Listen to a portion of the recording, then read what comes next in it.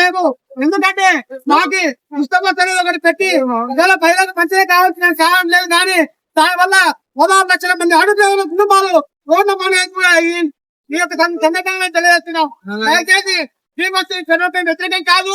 ఖచ్చితంగా ఎవరైతే అడుగు చేయవాళ్ళు జీవనోపాధి కోల్పోతారో వాళ్ళందరికీ కూడా జీవనోపాధి కింద 5,000 రూపాయలు జీవనోపాధి పథకం అందజేయాలని, సంవత్సరానికి 60,000 రూపాయలు ఇవ్వాలని, అదేవిధంగా వారి మీద 15,000 రూపాయలు లైసెన్స్ ఉంది డ్రైవింగ్ చేసే ప్రతి కాడు అనుకునే వాళ్ళని గతంలో నేను చెప్పిన హామీ నేను కోరుతున్నాను. కానీ నేను న్యాయం చేసుకోవడం లేదు. మీ దగ్గర ప్రకారమే ఖచ్చితంగా అన్ని హామీ నెరవేర్చాలని లేని పక్షంలో రాష్ట్ర వ్యాప్తంగా ఆటో డ్రైవర్లందరూ కూడా ఎక్కడి ఆటోలకి రోడ్డుకి సిద్ధం చేసి కూడా ప్రతి ఎత్తున ధర్నా కార్యక్రమాలు చేపడతామని తెలియజేస్తున్నారు. అదేవిధంగా ఆర్టీఓ ఆఫీసు ప్రైవేటీకరణ చేశారు.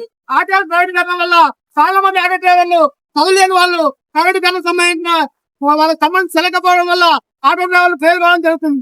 అయితే ఉంటే డబ్బులు ఇస్తాడు, లేదు మార్గం పని చేస్తావు. ఎట్లా వాళ్ళు ఆటో దయచేసి ప్రైవేటీకరణ తక్షణమే ఆపి యథావిధిగా గవర్నమెంట్ ఏ విధంగా రుణం సాగిస్తుందో అదే విధంగా గతంలో పద్ధతి కొనసాగించాలని చెప్పేసి డిమాండ్ చేస్తున్నాం. అదేవిధంగా పెట్రోల్ డీజిల్ ధరలు కూడా జిఎస్టీ పద్ధతి తీసుకురావాలని పెట్రోల్ డీజిల్ ప్రత్యేకించి కూడా అది ఎక్కించి ఒక రోజుకి నువ్వు ఇచ్చే 15,000 రూపాయలు ఒక రోజు తాకి 62 రూపాయలు మాత్రమే పడుతుంది. నువ్వు అప్పుడు 100 రూపాయలు డీజిల్ ఉన్న ప్రభుత్వం చేస్తావు. ఫస్ట్ 100 రూపాయలు అయింది.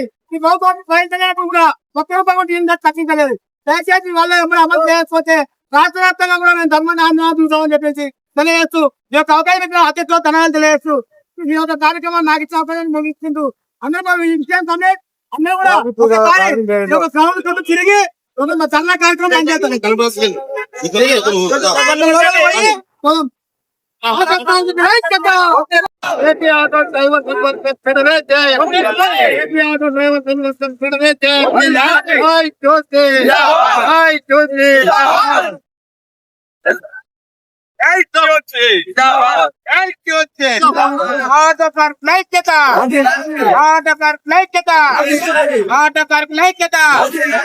చేయాలి వెంటనే రద్దు చేయాలి జీవన్ వెంటనే చేయాలి జీవన్ వెంటనే లేకుండా వాహన మిత్రను వాహన మిత్రను వాహన మిత్రను